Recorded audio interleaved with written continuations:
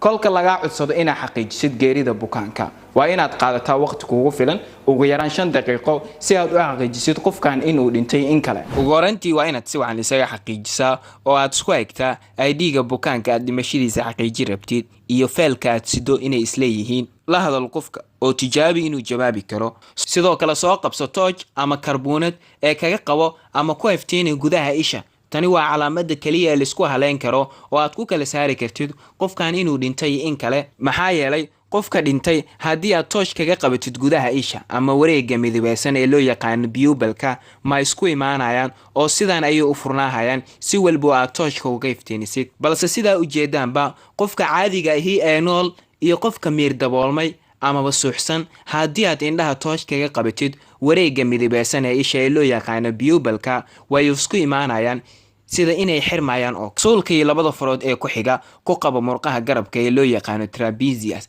sidaan oo kale si aad u ogaatid inuu xanuun dareemayo in kale. wax jawaaba ma lahan sidoo kale xanuun ma uusan dareemin. labadaada farood ee suulka ku xiga saar halkan ama dhinacyada qoorta ku-aadka carotid artery oo dareen baalsaha si aad u ogaatid inuu wadnuhu shaqeynayo in kale. dhaqdhaqaaqa halbowlaha ma dareemin oo wax baalsaah ma jiro. soo qabso oo adeegso stethoscope-ka ee saar xusulka bidix hoostiisa isla markaasna dhageyso shanqarta ama garaaca wadnaha ugu yaraan 2 daqiiqo. wadnuhu ma shaqeynayo oo wax garaac ama shanqar uu sameynayo ma jiro. eeg oo dareen dhaqdhaqaaqa xabadka sidoo kale dhageyso shanqarta neefta ugu yaraan 2 daqiiqo si aad u dhageysatid. saar stethoscope-ka halkan ku-aadka sanbabada ma jiro dhaqdhaqaaqa xabadka sidoo kale wax shanqar ah oo xagga neefta ahna ma maqlo. qofka nool haddii aad stethoscope ka saartid xusulka bidix hoostiisa waxaa maqli doontaa shanqarta ama garaaca wadnaha sidaan oo kale. qofka nool haddii aad halkan ka saartid labadaada farood ee suulka ku xiga